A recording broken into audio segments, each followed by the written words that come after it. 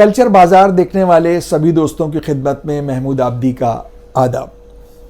दोस्तों, जैसा कि हम सभी जानते हैं कि दौर कदीम से यानी पुराने ज़माने से मूछें मर्दों की मर्दानगी और जवामर्दी की अलामत और निशानी रही हैं। यही वजह है कि पुराने ज़माने से लेकर अब तक तमाम राजे महाराजे बादशाह सबकी तस्वीरें आप देखिए तो उसमें बड़ी बड़ी मूछें नज़र आएंगी। यहाँ तक कि जो लोग हाकिम होते थे, किसी ओहदे पर ऐसे फायज होते थे जिसमें कुछ ताकत का इस्तेमाल हो, यानी फ़ौज और पुलिस में, उनके लिए भी मूछें रखना एक अरसे तक लाजमी था।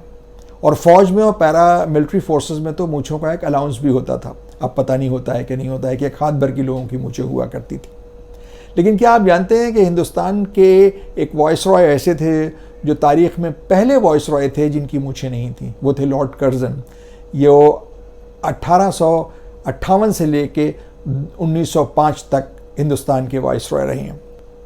लॉर्ड कर्ज़न ने ही हमको विक्टोरिया मेमोरियल दिया और उनकी ये ख्वाहिश थी कि विक्टोरिया मेमोरियल ताजमहल का जवाब हो। विक्टोरिया मेमोरियल वाकई बहुत खूबसूरत है, लेकिन ताजमहल है। लॉर्ड कर्ज़न ने ही ताजमहल, अगर आप जाएं तो ऐन जो कब्र है बादशाह और उनकी बेगम यानी शाहजहां और मुमताज़ महल की, उसके ऊपर एक पीतल का झूमर लगा हुआ है, वो लॉर्ड कर्ज़न ने ही लगवाया था। लॉर्ड कर्ज़न को अपने ज़माने में बहुत बड़े मजाक का भी शिकार होना पड़ा। उनको मुछ मुंडा वाइस रॉय कहा जाता था। मूछों के जिक्र पर हमें याद आया कि लखनऊ में मूछों के लिए ख़ास रस्म होती है जब लोग चांदी की मूछें लगाते हैं। लोग यानी लड़के वाले।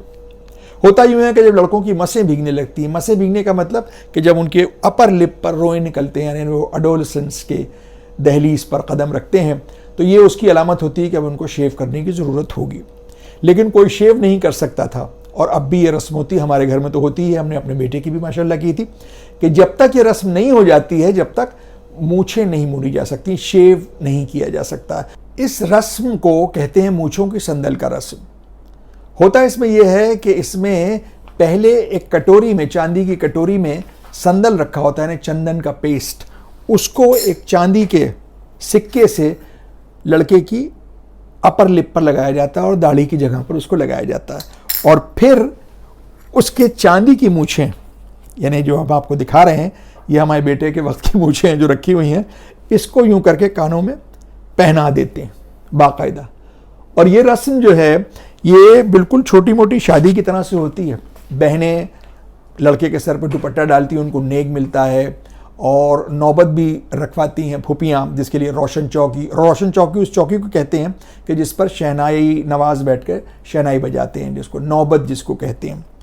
और इसके बाद दूल्हा की तरह उसको सजाया जाता है, लड़के को उसको बद्दी तुर्रा हार वगैरह पहना के एक मस्तक पर बिठाया जाता है और बहनों को नेग वगैरह दिया जाता है। ये रस्म लखनऊ की एक ख़ास रस्म है जो आज भी पुराने घरों में ज़रूर होती है और हम लोगों के यहाँ तो होती ही है। लॉर्ड कर्ज़न और उनसे मुताल्लिक़ बहुत से इंटरेस्टिंग वाक़यात का जिक्र दुर्गादास ने अपनी किताब India from Curzon to Nehru and after में किया है। दुर्गादास अपने ज़माने के एक मशहूर सहाफ़ी यानी जर्नलिस्ट थे और उनकी बहुत ही फ़र्स्ट हैंड इंफॉर्मेशन इस किताब में दर्ज है। और इस किताब की खूबी ये भी है कि इसका मुक़द्दमे यानी फॉरवर्ड किसी और ने नहीं बल्कि अपने दौर के president of India doctor Zakir Hussain ने लिखा है। कभी मौका हो तो इस किताब को आप ज़रूर पढ़िएगा। अब आइए बात करते हैं एक लखनऊ के खेल की, जो तमाशा गली मोहल्लों, दालानों, अंगनाइयों में अक्सर हुआ करता था, जिसका नाम है गुलाबो सिताबों का तमाशा।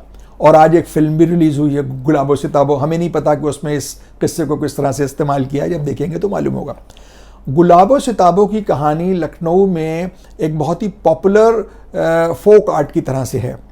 ये दो पपेट्स होती हैं, ये राजस्थानी पपेट्स की तरह नहीं होती हैं जो लकड़ी के जिनके सर होते हैं, बल्कि ये पेपर माशी टाइप चीज़ के बने होते हैं जो कागज़ के होते हैं और उसको काफ़ी सख्त किया जाता है। और इसको खेलने वाला अपने हाथों में इसको पहन लेता है, दोनों हाथों में, यानी ऊपर ये स्ट्रिंग से, धागों से नहीं खेली जाती हैं, और वो बैठ के पूरी इसकी कहानियाँ सुनाता है। और ये खेल जो है ये बच्चों की इंटरटेनमेंट के लिए नहीं है, बल्कि पर्दानशीन औरतों के लिए ज़्यादा था। या तो यंग नाई में बिठा लिए जाते थे, ये जो होते थे पपेटियर्स, वो आके उसकी कहानी सुनाते थे, और या गलियों में दरवाज़ों के सामने बैठ जाते थे। गुलाबो सिताबों कोई बहनें नहीं हैं, कोई नंद और भावज नहीं है, कोई सास और बहू नहीं है, बल्कि दो सौतें हैं। कहते हैं कि ये बड़ा कदीम खेल है। इसकी शुरुआत प्रतापगढ़ ज़िला, जो अवध का ही एक ज़िला था, इलाहाबाद और रायबरेली के बीच में, उस ज़िले में सन 1600 के आसपास शुरू हुई थी। और ये खेला जाता था खेल उस ज़माने में, जिन लोगों ने इस पर फोक आर्ट्स पे काम किया उनकी ये जानकारी है कि ये खेलते थे दशहरे के करीब, इसमें रामायण की कहानियाँ सुनाते थे। धीरे धीरे ये खेल अवध की राजधानी लखनऊ तक पहुंचा, महलों में लोगों को बहुत इसमें दिलचस्पी पैदा हुई और फिर ये गलियों तक फैल गया। इसमें गुलाबो और सिताबो दोनों सौतने हैं, उनकी खूब लड़ाइयाँ होती हैं, खूब वो बोलियाँ बोलती हैं। और एक बड़ी बोली इनकी मशहूर है कि आग लाई साग लाई और लाई चौलैया, सास बहू चौंकने बैठी नाक ले गया कौआ। गुलाबो खूब लड़ेंगी, सिताबो खूब लड़ेंगी। और इनको अख्तो बख्तो भी कहते हैं, यानी गुलाबो सिताबो की कहानी में अक्सर इन्हीं दोनों को अख्तो बख्तो भी कहते हैं। और अख्तो बख्तो पर हमको याद आया कि इन्हीं की एक बोली होती है अख्तो बख्तो की कि अख्तों ने पकाई बड़ियाँ, बख्तों ने पकाई दाल, अख्तों की बड़ियाँ जल गईं, बख्तों का बुरा हाल। ये इसकी बीच की बोलियाँ होती इसी खेल में। इसी बोली पर बेगम अख्तर की शादी तय हो गई थी। किसके साथ? बैरिस्टर इश्तियाक अहमद अब्बासी साहब के साथ, जो काकोरी के ताल्लुक़ेदार थे। इश्तियाक अहमद अब्बासी साहब की एक दोस्त ख़ानदान था जिसकी थी बेगम सईदा रज़ा। उनके पास एक दिन बेगम अख्तर गई और उन्होंने उनसे ख्वाहिश जाहिर की कि आप हमारी इश्तियाक अहमद अब्बासी साहब से शादी करवा दीजिए। उन्होंने कहा हम वादा तो नहीं करते लेकिन हम ये बात उनसे डिस्कस करेंगे। इश्तियाक साहब आए तो उन्होंने उनसे कहा कि इश्तियाक भाई आप अख्तरी से शादी क्यों नहीं कर लेते हैं? तो बेगम सईदा रज़ा का छोटा सा बच्चा उनके पास बैठा था, उसको उसने गोद में उठाया और उसको अपनी गोद में बिठाकर और अख्तों बख्तों की तरह उसके हाथ दोनों ने आपस में लड़ाए और कहा अख्तों ने पकाई बड़ियाँ, बख्तों ने पकाई दाल, अख्तों की बड़ियाँ जल गईं, बख्तों का बुरा हाल। यानी इस बोल से बेगम अख्तर की शादी तय हो गई और महीने भर में उनकी शादी हो गई। बेगम अख्तर के साथ और बहुत से दिलचस्प वाक़यात जो हैं वो वाबस्ता हैं। वो ये कि आप चेन स्मोकर थीं, बहुत ज़बरदस्त चेन स्मोकर थीं। इसी वजह से आपने पाकीज़ा फ़िल्म एक बार नहीं बल्कि 6 बार देखी थी। इसलिए नहीं कि पाकीज़ा उनको बहुत पसंद आई थी, वजह ये थी कि बीच बीच में सिगरेट पीने बाहर जाती थी। जो सच सीन छूट जाता था उसको देखने के लिए फिल्म को दोबारा देखती थी। इसलिए एक फिल्म को उन्होंने 3 घंटे की फिल्म को 6 बार देखा तो वो फिल्म उनकी कंप्लीट हुई थी। बेगम अख्तर की चेन स्मोकिंग के सिलसिले में एक और बहुत दिलचस्प वाक़या है। वो उनकी 2 शागिर्दाओं यानी शांति हीरानंद या शीला धर में से किसी ने बयान किया है एक प्रोग्राम में। वो ये कि एक मरतबा बेगम अख्तर किसी कॉन्सर्ट में जा रही थी। रात में उनको सिगरेट की तलब हुई और एक छोटे से स्टेशन पर गाड़ी रुकी हुई थी। उन्होंने जो अपनी शागिर्दा उनके साथ थी जो उनको अम्मी कहती थी, उन्होंने उनसे कहा कि ए बिटिया कहीं सिगरेट मिलेगी यहाँ? उन्होंने कहा अम्मी ये तो बहुत छोटा सा स्टेशन है, यहाँ कहाँ मिलेगी? तो खैर बेगम अख्तर ने खिड़की से झांका, देखा सामने गार्ड खड़ा हुआ था, हाथ में झंडी और लालटेन लिए हुए। तो उन्होंने उसको बोला ए मेरे भैया यहाँ आओ, ए मेरे भैया यहाँ आओ। वो आया और तो उन्होंने उससे कहा कि मुझे सिगरेट ला दो। वो कोई मराठी इंसान था, उसने कहा कि यहाँ नहीं मिलता है सिगरेट, बहुत छोटा सा स्टेशन है। लेकिन क्या था, बेगम अख्तर ने आओ दिखाना था, उसकी लालटेन और झंडियाँ छीन ली और कहा ये लो 100 रुपये और सिगरेट लाओ। वो बेचारा भागता हुआ कहीं गया बाहर और बाहर से सिगरेट का पैकेट लाया। तब बेगम अख्तर की सिगरेट की तलब इस तरह से पूरी हुई थी। बेगम अख्तर के जिक्र के साथ ही मुझे याद आया एक अपने ज़माने की बहुत मशहूर अदाकारा जिनका हाल ही में इंतकाल हो गया है, निम्मी का। निम्मी का ताल्लुक़ आप लोगों को तो ये बात मालूम ही होगी, लखनऊ से एक सिलसिले से रहा है। निम्मी के शौहर अली रज़ा रिजवी साहब वज़ीरगंज के कश्मीरी थे, लिहाजा वो लखनऊ के महल्ले वज़ीरगंज की बहू होती थी।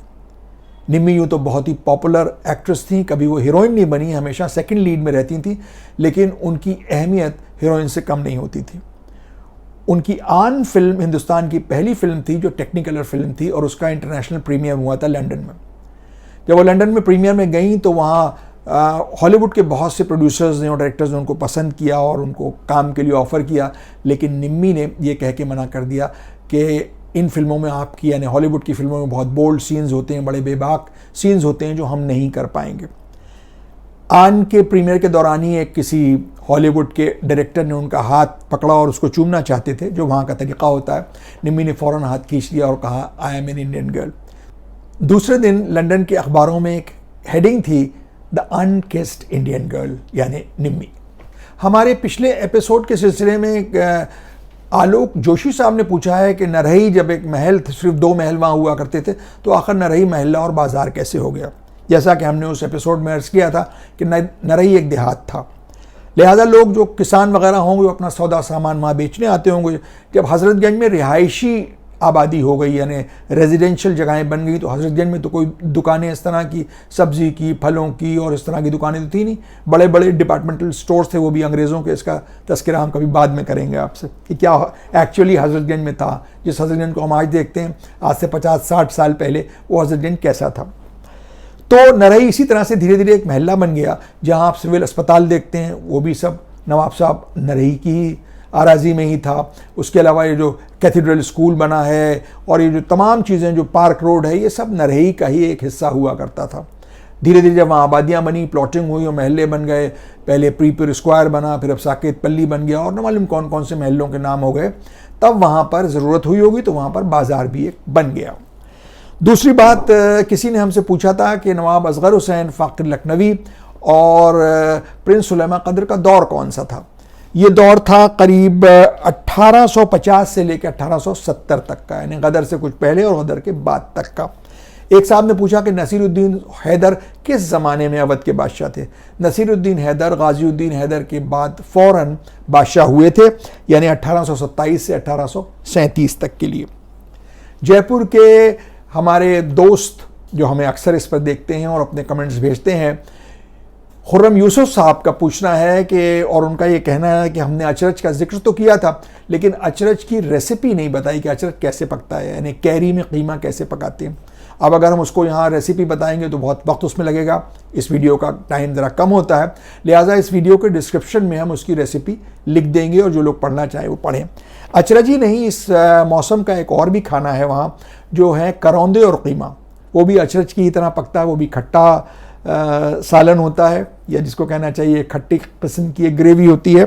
और इसके अलावा भिंडी और कीमा और अरवी और कीमा, ये भी सब लखनऊ में पकता है। लखनऊ के खानों में ख़ास नफासत होती है, यानी एक्सपेरिमेंट्स होते हैं, खुशबू ज़्यादा होती है और मौसम के लिहाज से खाने होते हैं। ये नहीं कि एक ही खाना जो है वो 12 मास खाया जाए, ऐसा नहीं है। मौसम के लिहाज से खाने पकते हैं और उस तरह से उसको खाया जाता है और ख़ास तौर से पकाया जाता है। अब आइए इस प्रोग्राम की इख्तिताम करने से पहले हमेशा की तरह आप सबसे वही गुजारिश कि आप इस प्रोग्राम को ज़रूर देखें और इस पे कमेंट्स भेजें हमें, और अपने दोस्तों से भी कहें और ख़ुद भी इसको सब्सक्राइब करें, क्योंकि ये आपका अपना चैनल है जिसका नाम है कल्चर बाज़ार। आगे के एपिसोड्स में लखनऊ के और भी बहुत से दिलचस्प वाक़यात हैं, कुछ बाज़ारों के ज़िक्र होंगे, कुछ चाय खानों के ज़िक्र होंगे, लखनऊ के कश्मीरी पंडितों, हकीमों और डॉक्टरों वगैरह सब के ज़िक्र होंगे। और ये सिर्फ अहद क़दीम की बातें नहीं होंगी, बहुत पुरानी नहीं होंगी, बल्कि आज से 25, 30, 50 बरस पहले तक की भी बातें जो होंगी वो भी सब इसमें बयान की जाएंगी।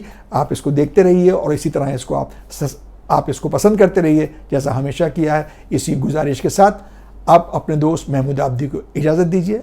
आदाब।